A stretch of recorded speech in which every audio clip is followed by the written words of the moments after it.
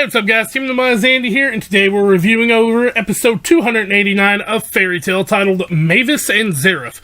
Now, I finally understand why Zero had to come first, so without further ado, let's jump right on into this one. Your lips, they tasted like those cigarettes, staring at the moon. Starting things off with a recap from last episode, we get the whole tale of the cursed boy and the cursed girl.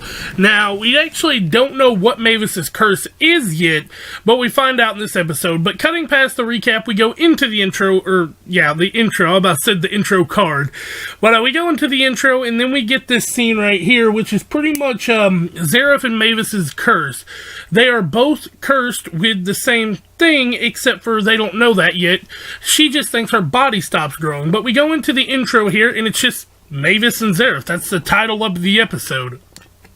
I had a really big, shivering moment, the feels were hitting me right here. Yuri they were pretty much in war, and Yuri just popped up. He's like, what guild's this guy from? He's like, Fairy Tale, and use lightning.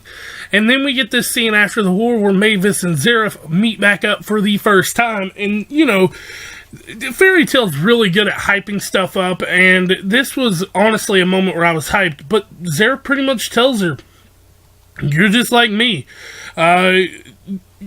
You like someone, they're gonna die. So she doesn't believe him at first, and she runs back to the guild hall where Yuri's having his first kid, and she names him at Rita, his wife's request, or girlfriend, whatever, and she names him Makarov after the king in the book that she read from Zero. Now, we cut to the scene. Pretty much this was the most heartbreaking scene ever, because not only did Makarov lose his mother, Yuri is distraught, and Mavis knows that the curse is on her.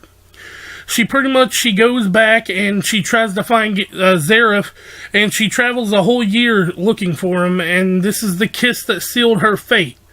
It's not confirmed yet, but it took her immortal life, as she says, so she's still under the curse, so she can still live, but she's like a ghost, I guess, now, and her body is probably the Lumen Historiaire. So there's so many questions that come off this episode, but that is the end of the episode. But this was a very, very good setup for what's about to happen. It's clear Zeref just wants her body back, or maybe even more than that. It might be more powers. But anyway, guys, if you like this video or you like what I'm trying to do here on this channel, don't forget to like, comment, and subscribe, and I'll catch y'all next time. Peace out. Take a moment right here, feeling like it's out gear, driving towards the sun with a rose and a gun. Feel the wind in my hair, going nowhere, I swear.